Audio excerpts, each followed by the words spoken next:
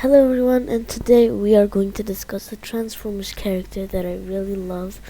I'm speaking with a low voice because one, I'm very tired, and two, it's very late. And yeah, we're gonna discuss Megatronus, his history, what happened to him. I'm gonna mainly be talking about the Aligned Continuity version. You can see him on screen right now. First, Megatronus is created by Primus. You know, we all know that. I mean, if you're on this video, you probably know that. He's a Prime, full name Megatronus Prime. He's created by Primus to defeat Unicron. Okay, we all know that. And he's the Lord of Entropy. So, he looks over all the stuff of destruction, if you know what I mean. And so Megatronus asks Solus Prime, which is also another Prime created by Primus, to build him a weapon. And Solus Prime agrees, reluctantly I think, and she builds the Requiem Blaster and gives it to Megatronus. And this blaster is so powerful that no Transformer in history has ever lived from a blow. And eventually, not specifically because of the weapon, eventually Unicron is defeated and cast out. You know, we all know that. If you watch Transformers Prime, you know that. Okay. And then, after the war with Unicron, Solus Prime asks Megatronus to give her the blaster back, the Requiem Blaster back. And because she doesn't think it's okay for Megatronus to have the Requiem Blaster. Megatronus doesn't accept, no challenge there, doesn't accept. Solus Prime resists, quote unquote, and she insists that it's not okay for Megatronus to have this blaster. And then Megatronus, without thinking, and without knowing, he knows what's gonna happen, but he doesn't think what's gonna happen. And then he just shoots the Requiem Blaster at Solus Prime. And remember, they were married, or I think they're Megatronus and Solus Prime were in love. And Megatronus just blasted the shot the blaster at Solus Prime's spark. And of course Solus Prime dies at that close range and that concentrated attack. Solus Prime, there's no chance he was gonna survive. Even a Prime wouldn't have survived that. And after this, now Prima, the leader of the Primes, Prima Prime, was always suspicious of Megatronus. He never trusted Megatronus. And eventually, I think she declared Megatronus a traitor or something, and the Prime Wars started. And Liege Maximo, an evil Prime, basically the Palpatine of Transformers, manipulated Megatronus into thinking as he did. And so Megatronus was incredibly powerful. Just to list a few, his powers were telekinesis, partial immortality, teleportation, manipulation of the brain. That's just a few, by the way. He has of course, the Requiem Blaster, and he has a powerful spear. I'm not sure if it's that powerful, but he has a spear that he used in RID, which I know many people don't like. We're gonna come to that. We're just gonna discuss his history right now. And honestly, I'm gonna be honest here. I see Megatronus as the Anakin of Transformers. You know, we're just referencing Star Wars, I know. But yeah. Okay, so after this event, Megatronus is defeated, and Liege Maximo. Liege Maximo is killed, and Megatronus is defeated and exiles himself into a different planet, I think, or a different city. or like gets exiled or exiles himself. I mean, in some changed between continuities. This got all confusing. I didn't like study this. I'm not a Transformers teacher. I know it a lot, but I'm not a teacher. Okay, after this, we don't hear from Megatronus for a long time, from the fall now, for a long time, until the 2015 RID Robots in Disguise first season. This is the last time we will ever see him, and then we're going to discuss his personality a little bit. Okay, so in the last episode of season 1, Megatronus appears. But how does he appear? Why does he appear? So first, he contacts Steeljaw from oh yeah, he was exiled to a different dimension. Yeah, different dimension. And he contacts Steeljaw from that dimension, and like Steeljaw at first refuses because like Steeljaw doesn't have to listen to anyone. Damn it. And we're gonna also discuss some fun facts about Megatronus. So Steeljaw refuses, of course, but like then Megatronus like is angry, of course, and says like, just because I'm in a different dimension, it does not mean I cannot hurt you. And then he like crushes the mirror that he's contacting Steeljaw from. Is like all crushed, The mirror becomes crushed. He crushes the mirror, and Steeljaw is like, so what? I'm not scared. But then, like when Megatron says that I will give you Earth, Steeljaw was like, fine, I want Earth. If you're gonna give me Earth, then fine, I'll bring you here. What do you want me to do? And Megatron tells him what he needs to do, and he builds them. Now, Steeljaw builds the required things, quote unquote, and he builds the spark fuser. The spark fuser is required for Megatron's plans, for he will destroy both Earth and Cybertron. So, Optimus is granted additional power by the Primes. But now, okay, we're gonna go into a little bit of theory making here. I believe now Megatron says while he is battling Optimus, I have been granted by a power. Wait, sorry, excuse me. I have not memorized the line. I have also been granted additional power from a source far greater than a prime. Or something like that. I don't know the exact lines. Now, my theory, and a lot of people's theory, is that it's Unicron. Like, Unicron was allied to Megatronus for a certain time. And, I honestly think it's very probable that said power is Unicron. No, this is just a theory. I don't know. But I honestly think that. And I'm gonna give you another theory. I think you can see the future. Like, no promises here. This is like a very abstract theory. The first one was realistic, but I don't know about this one. I forged this one myself. I forged the former one by myself as well, but then I saw like more people agreeing on the internet. I didn't post anything. I just saw that people were saying the same thing. And why do I think that he can see the future? Well, first he can manipulate minds. Well, like, he can make some bot he can make some bot think something. And also, his entry was planned. Like, it was very clearly planned. Now, this might have been just luck or, like hoping on Megatronus' part, but I think it was seeing the future.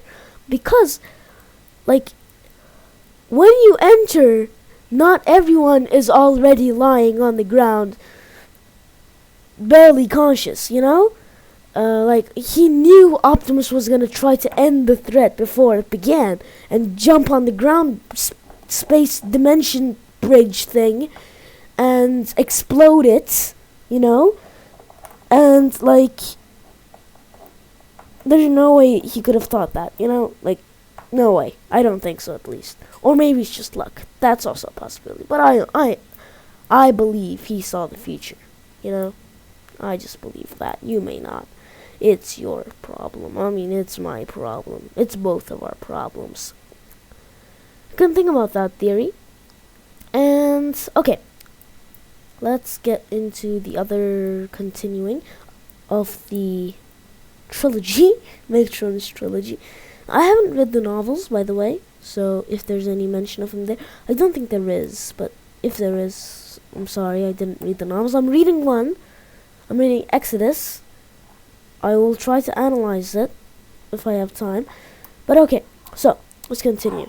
Megatronus eventually starts battling Optimus Prime, as I said, and like there's the whole all of the Autobots, all of Team B, and Optimus Prime, who's been granted additional power, and they're just fighting Megatronus. And of course, there are these Pack of Steeljaw, you know, but Pack of Steeljaw doesn't play a big role in the fight. Pack of Steeljaw fights both Megatronus. I mean, Steeljaw fights Megatronus. I will come to that, and both the Autobots and Megatronus. Okay, now there's a long battle with Optimus, but eventually, like, Megatronus, like, I think, yeah, he runs at him and like attacks him with his like spear thingy, and Optimus is laying unconscious.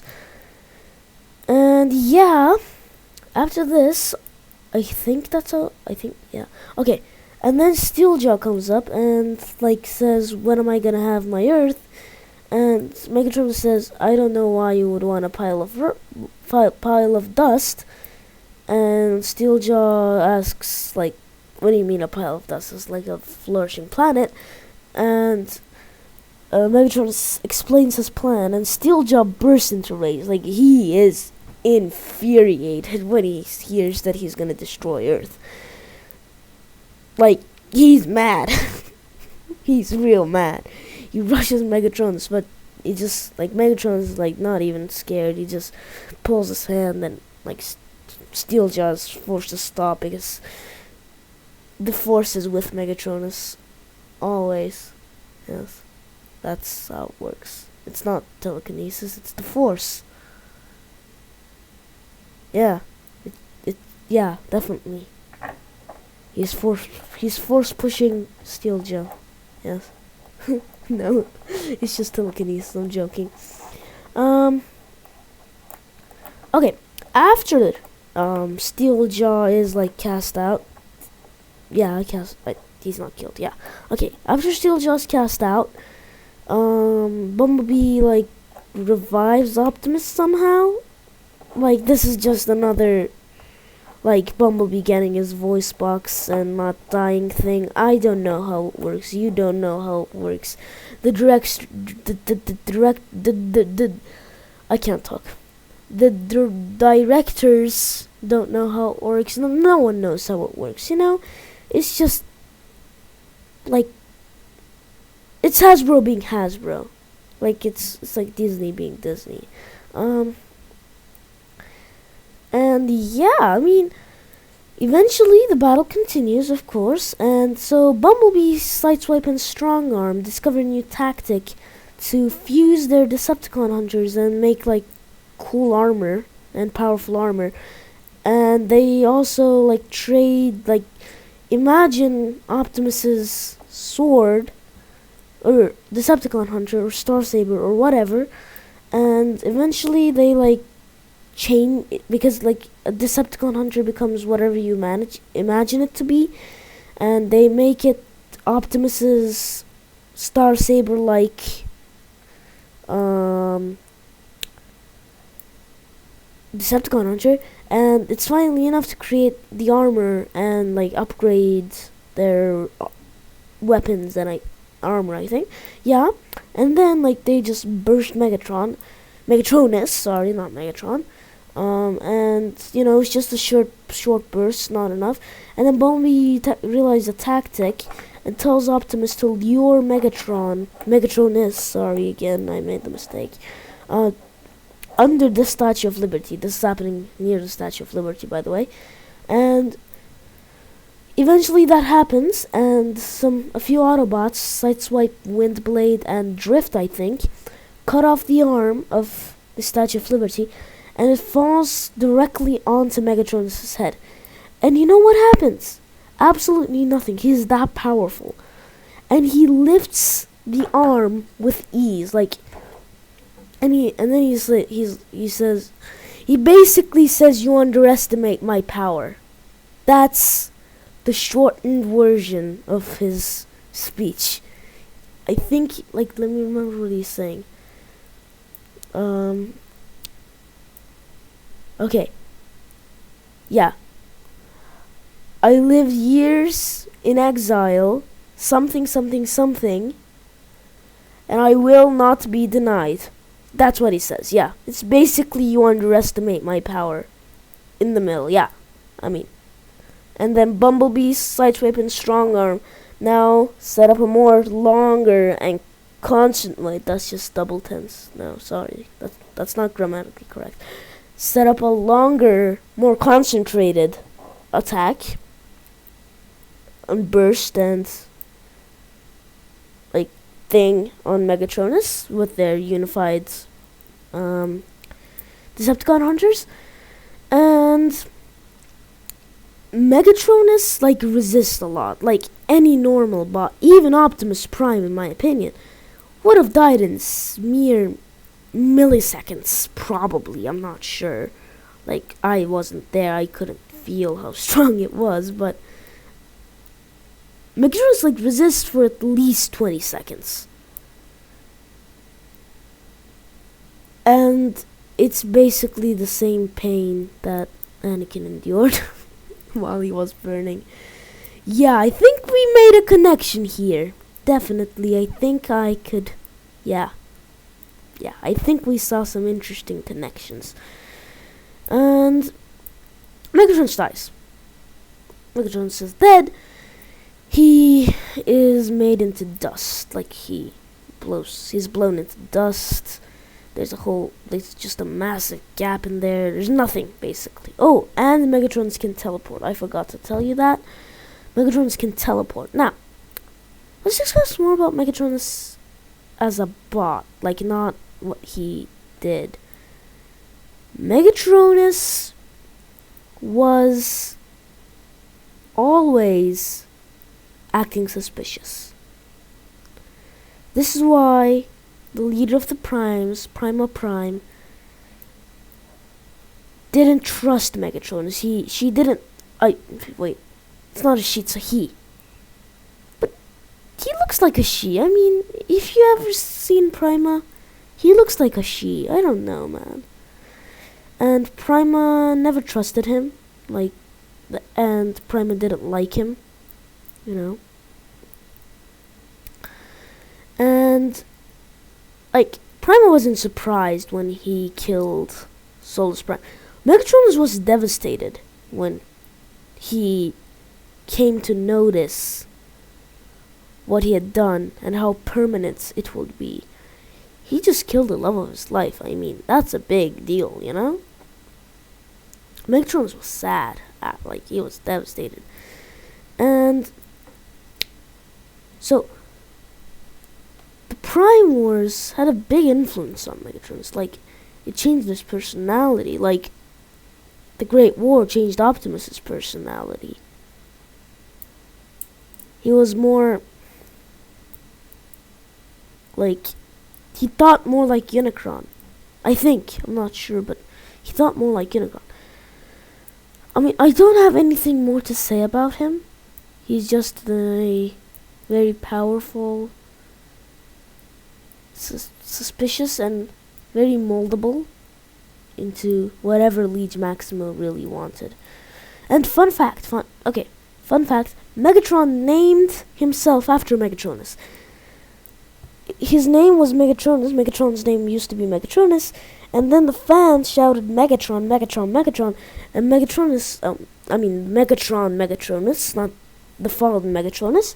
Megatronus thought, oh, this is a good name. I'll call myself Megatron from now on.